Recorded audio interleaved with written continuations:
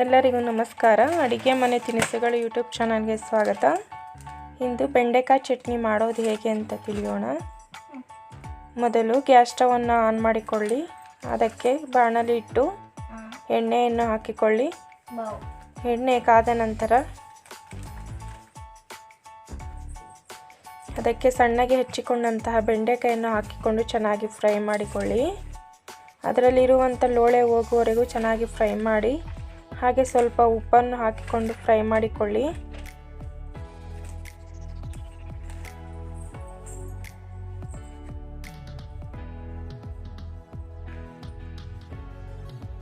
ಬೆಂಡೆಕಾಯಿ ಎಲ್ಲ ಈ ರೀತಿ ಚೆನ್ನಾಗಿ ಫ್ರೈ ಆಗಿರಬೇಕು. ಆಗ ಅದನ್ನು ಒಂದು ಪ್ಲೇಟ್ಗೆ ತೆಗೆದಿಡಿ.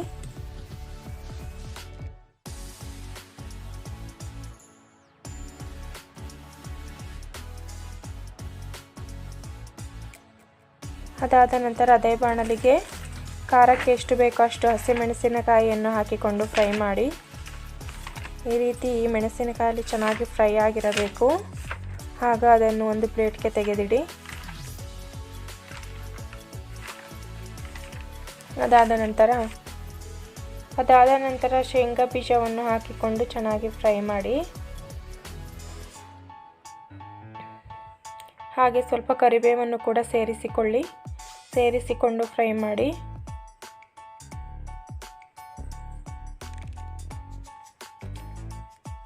ಈ ರೀತಿಯೆಲ್ಲ ಸ್ವಲ್ಪ ಫ್ರೈ ಆದ ಮೇಲೆ ಸ್ವಲ್ಪ ಮೆಂತ್ಯ ಹಾಕಿಕೊಳ್ಳಿ. ಅದಾದ ಮೇಲೆ ಸ್ವಲ್ಪ ಜೀರಿಗೆಯನ್ನು ಕೂಡ ಹಾಕಿಕೊಂಡು ಫ್ರೈ ಮಾಡಿಕೊಳ್ಳಿ.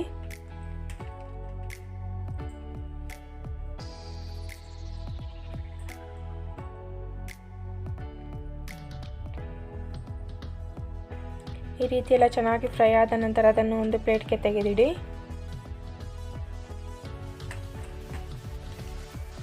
ಅದಾದ ನಂತರ ಅದೇ ಬಾಣಲಿಗೆ ಇನ್ನೊಂದು ಚೂರು ಎಣ್ಣೆ ಹಾಕಿಕೊಂಡು ಸಿಪ್ಪೆ ತೆಗೆದಂತಹ ಬೆಳ್ಳುಳ್ಳಿ ಸ್ವಲ್ಪ ಹಾಗೆ ಸಣ್ಣಗೆ ಹೆಚ್ಚಿದಂತಹ ಈರುಳ್ಳಿಯನ್ನು ಹಾಕಿಕೊಂಡು ಫ್ರೈ ಮಾಡಿ.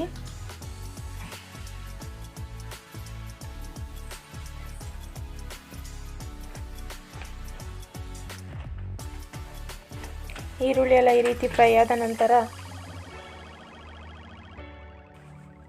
ಸಣ್ಣಗೆ ಹೆಚ್ಚಿಕೊಂಡಂತಹ ಟೊಮೊಟೊ ಹಾಕಿಕೊಂಡು ಫ್ರೈ ಮಾಡಿಕೊಳ್ಳಿ.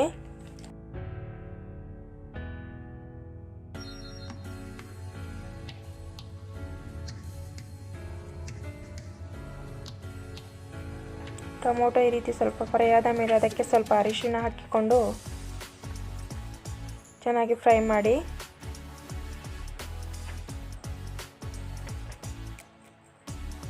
ಟೊಮೊಟೊ ಎಲ್ಲ ಅದರಲ್ಲೇ ಚೆನ್ನಾಗಿ ಮೆತ್ತಗೆ ಬೆಂದಿರಬೇಕು.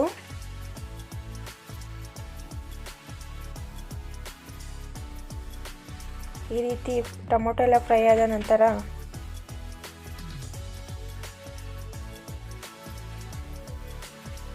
ಅದಕ್ಕೆ ಸ್ವಲ್ಪ ತೆಂಗಿನಕಾಯಿ ತುರಿಯನ್ನು ಹಾಕಿಕೊಂಡು ಚೆನ್ನಾಗಿ ಮಿಕ್ಸ್ ಮಾಡಿ.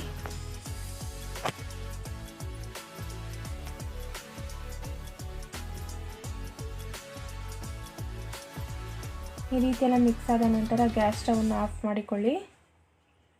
ಮಾಡಿಕೊಂಡು ಫ್ರೈ ಮಾಡಿ ಇಟ್ಟುಕೊಂಡಂತಹ ಶೇಂಗಾ ಬೀಜ ಹಾಗೆ ಕರಿಬೇವಿನ ಸೊಪ್ಪು ಇದೆಲ್ಲ ಹಾಕಿಕೊಳ್ಳಿ.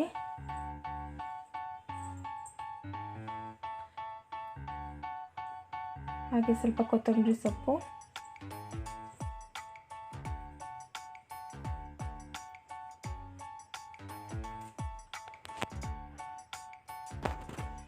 ಉಪ್ಪು,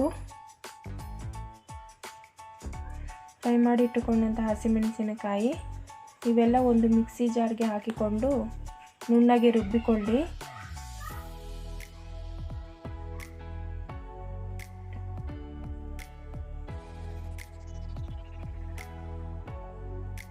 ನೋಡಿ, ಈ ರೀತಿ ನುಣ್ಣಗೆ ರುಬ್ಬಿದ ನಂತರ ಫ್ರೈ ಮಾಡಿ ಇಟ್ಟುಕೊಂಡಂತಹ ಬೆಂಡೆಕಾಯಿಯನ್ನು ಹಾಕಿಕೊಂಡು ಒಂದು ರೌಂಡ್ ಸಾಕು ರುಬ್ಬಿಕೊಂಡರೆ.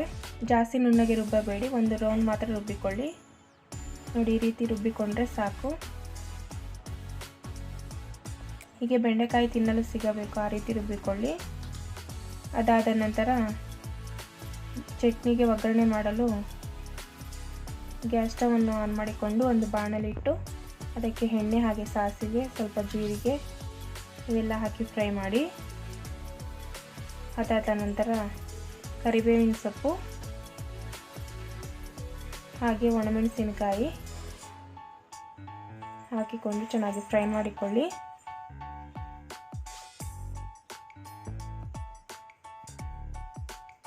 ಈ ರೀತಿ ಒಗ್ಗರಣೆ ಎಲ್ಲ ಬೆಂದ ನಂತರ ಅದಕ್ಕೆ ರುಬ್ಬಿಕೊಂಡಂಥ ಚಟ್ನಿಯನ್ನು ಸೇರಿಸಿಕೊಳ್ಳಿ.